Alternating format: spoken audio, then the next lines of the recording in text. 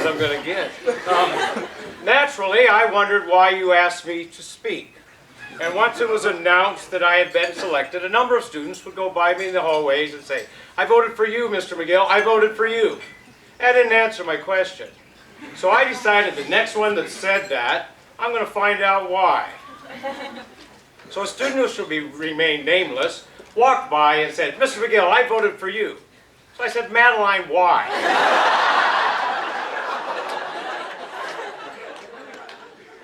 She said, "Because you're leaving." So, now that I knew the qualities I possessed, to deserve this honor, the next problem I faced was, what do I say? By chance, the same evening that I was notified, there was a story on American Public Radio about graduation speeches. And a longtime president of a U.S. college was interviewed, and he explained that he remembered none of the dozens of graduation speeches he had heard in his long career. That was not very reassuring. But he did note, and this was important, that the key to a memorable speech was brevity. So it was important for the speaker to be short. Well, I am short.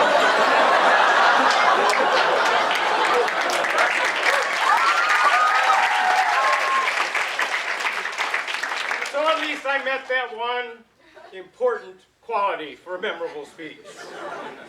But the university president went on to remind the listeners that one of the greatest speeches of all time, Lincoln's Gettysburg Address, contained the words, "The world will little note, no long remember what we say here."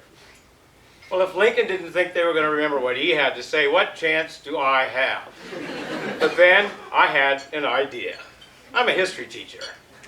And so I'm going to borrow some of the great speeches of the 20th century. I knew I'd have to make some adjustments to fit my audience. But why not use some of the words of history's great speakers? I know the faculty members, so you guys have hidden behind this pillar, don't remember their high school history, and even Mr. Lohman, who I taught twice. And if you had the misfortune of being in one of my classes, there's probably only one thing from high school you remember, high school history that you remember, and that is, history is fun! So, here goes. 87 months ago, I landed on this island that claims to be a country. As the end of the school year approaches, I have noticed a change at TAS. From the language department in the 4th floor of the B block to the science department in the bowels of the D block, a curtain has descended upon TAS. A curtain of senior apathy. Now, most of you will be studying in North America next year, and that means you have to leave Taiwan, I'm sorry. And of course, naturally, that leads to a certain amount of fear. But the only thing you have to fear is there won't be a 7-Eleven on every corner. Saturday night, about this time, your busy week will be over. And you will be holding that coveted TAS diploma in your hand. And you will look to the heavens and say, "Free at last, free at last, oh God Almighty, I'm free at last." I thought this would make a great speech.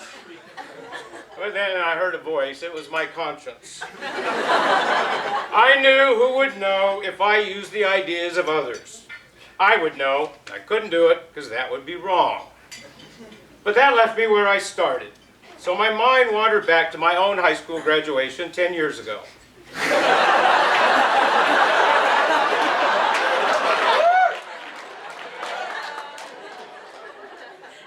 You don't think I look 28? Dog years, baby. Okay, it was a little more than that. In fact, as a friend once said, I'm so old that when I read 1984, it was the future.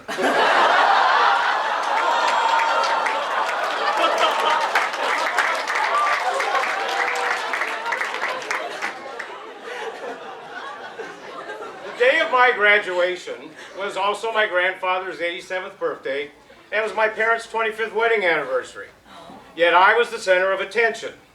We had the usual extended family celebration, and my parents presented me with my wedding gift. Okay, I kind of kept that part of my life a secret. My parents presented me with my graduation gift. I'll never forget this. Dad goes, "Son," and he held it out.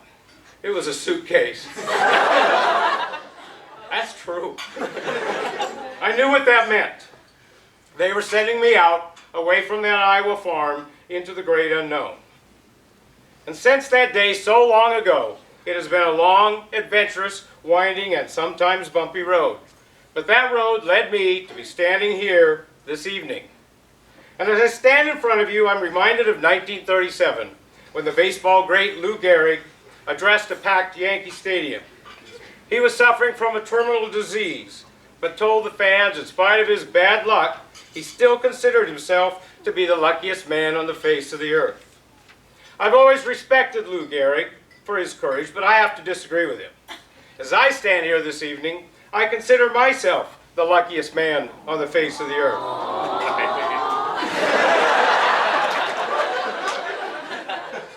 Because in 5 minutes I'll be done.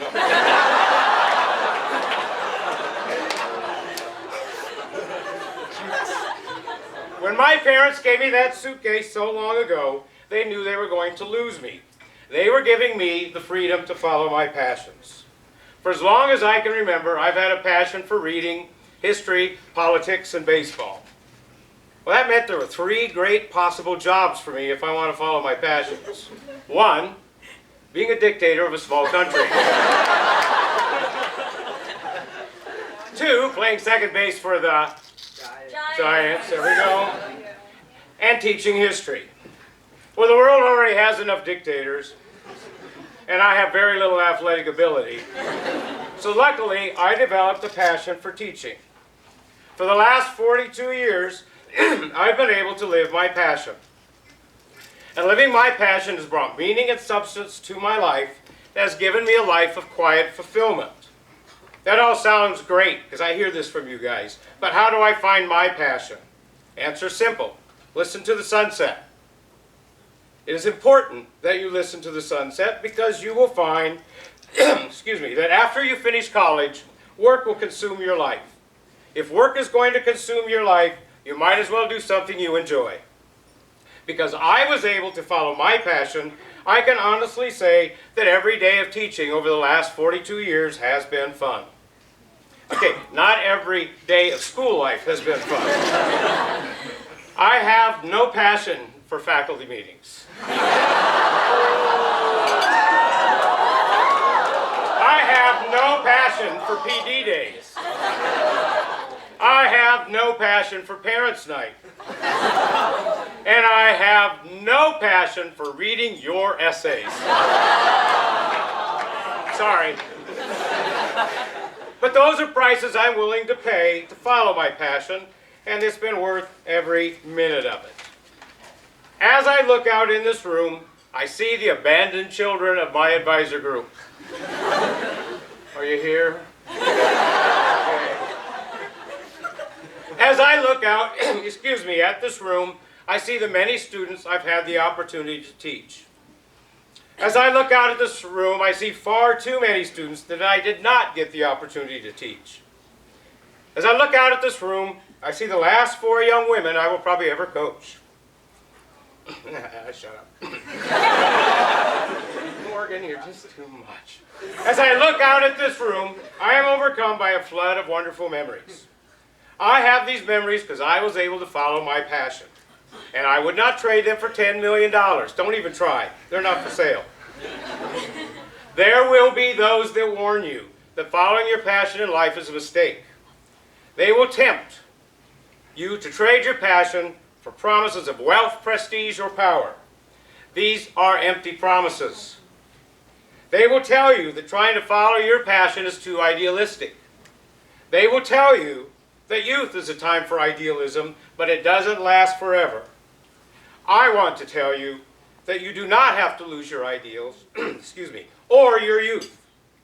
Follow your passions and you will have eternal youth. In the words of my favorite poet, may you stay forever young. Thank you.